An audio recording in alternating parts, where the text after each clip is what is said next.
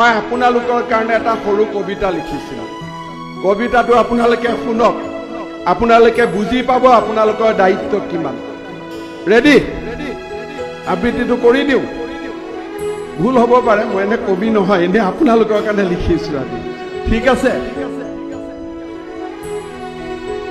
মোৰ প্ৰাণত অসমীয়াই, মোৰ মনত ভাৰতীয়াই, মোৰ তেজত অসমীয়াই, মোৰ উশাহত ভাৰতীয়াই, ক্ষুদ্ৰ ক্ষুদ্ৰ মোৰ প্ৰতিটো খোজ, সূক্ষ্ম সূক্ষ্ম মোৰ প্ৰতিটো প্ৰয়াস, কেৱল মোৰ আইৰ বাবে বিন্দু বিন্দু জিলিকি উঠা এই কপালৰ ঘাম, ৰন্ধে ৰন্ধে বৈ থকা অন্তহীন স্বাভিমান, কেৱল মোৰ আইৰ বাবে।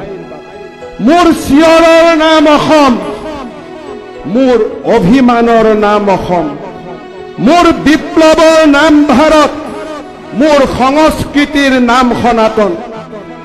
ভাগৰিব ধৰিও ভাগৰিব নোৱাৰো, হাৰিব ধৰিও হাৰিব নোৱাৰো, শত্ৰুপক্ষৰ হেজাৰ চক্ৰান্ত বুকু পাতি লওঁ, কিন্তু শেষ হ'ব ধৰিও মই শেষ হ'ব নোৱাৰো।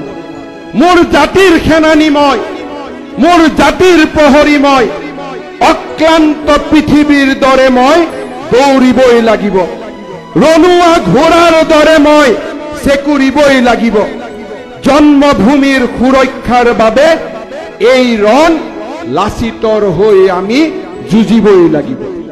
মোৰ সাহসৰ নাম অসম, মোৰ সভ্যতাৰ নাম সনাতন, মোৰ সংস্কৃতিৰ নাম ভাৰত, মোৰ আত্মবিশ্বাসৰ নাম অসম। মোৰ মনত অসমীয়াই, মোৰ প্ৰাণত ভাৰতীয়াই, মোৰ তেজত অসমীয়াই, মোৰ উশাহত ভাৰতীয়াই। ধন্যবাদ। জয় হিন্দ, বন্দে মাতৰম।